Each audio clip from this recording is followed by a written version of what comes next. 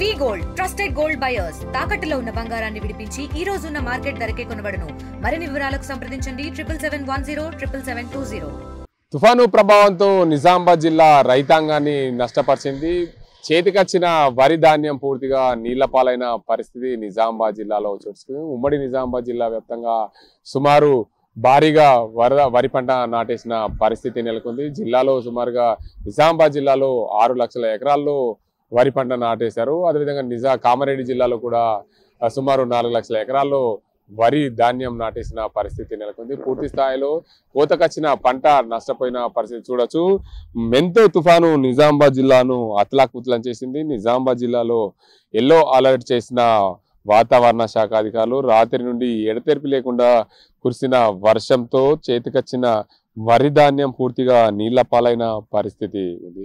రైతన్న కన్నీరు మున్ని పెడుతున్నారు. ఓవైపు ధాన్యం కొనుగోలు సెంటర్లో ధాన్యం కొనుగోలు చేయక అల్లాడుతుంటే, మరోవైపు తుఫానుతో మా చేతికొచ్చిన పంట నిట్ట నిలువురుగా ఉన్న వరి ధాన్యం ఒక్కసారిగా కింద నేల కొరిగిన పంట కూడా అందులో నీళ్ల నుండి భారీగా నీళ్లలో మునిగిన పరిస్థితి. మరో 2 రోజుల పాటు ఇలాగే ఉంటే మా ధాన్యం అంతా మొలకలు వస్తాయని చెప్పి ఆందోళన చెందుతున్నారు. రాష్ట్ర ప్రభుత్వము పూర్తి స్థాయిలో వరి ధాన్యం కొనుగోలు చేసేందుకు కేంద్రాలు ఏర్పాటు చేసింది. మెంతో తుఫాను ప్రభావం నిజామాబాద్ జిల్లాను కూడా తాకి నిజామాబాద్ జిల్లా రైతాంగాన్ని పూర్తిగా అతలాకుతలం చేసింది. గత 3-4 రోజులుగా భారీగా వర్షాలు కురుస్తున్న నేపథ్యంలో నిజామాబాద్ జిల్లాకు రాత్రి ఒక్కసారిగా మెంతో తుఫాన్ ప్రభావం పడింది.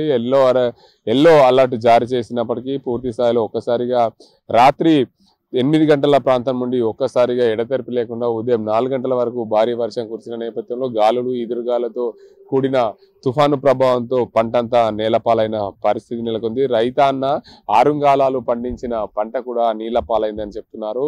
పూర్తిగా రైతులు ఒక ఎకరానికి సుమారు 50,000 రూపాయలు ఖర్చు వచ్చింది. మా ఖర్చునంతా కూడా ఎవరు నింపుతారు? ప్రభుత్వము వరదల వల్ల తుఫాన్ల వల్ల నష్టపోయిన పంటలకు ప్రభుత్వం నష్టపరిహారం చెల్లించాలి. సంవత్సరాల కాలం పడుతుంది.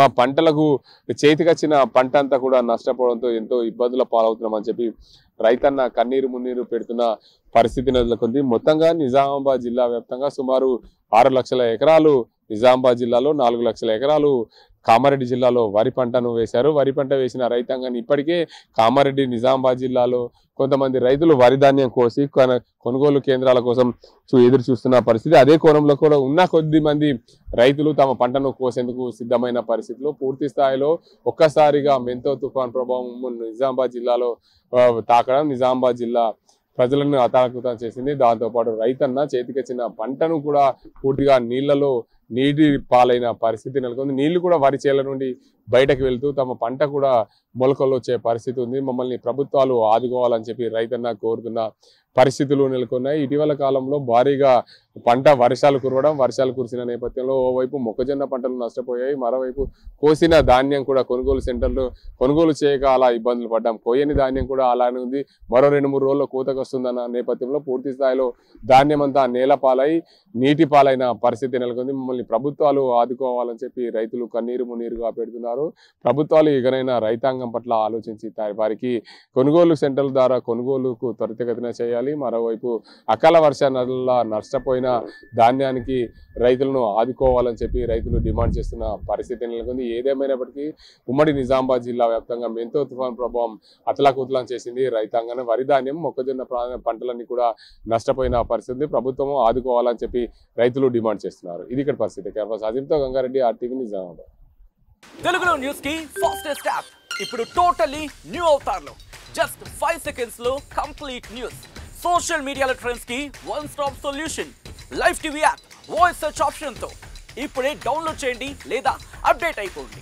యాప్ లింక్ డిస్క్రిప్షన్ లో ఉంది.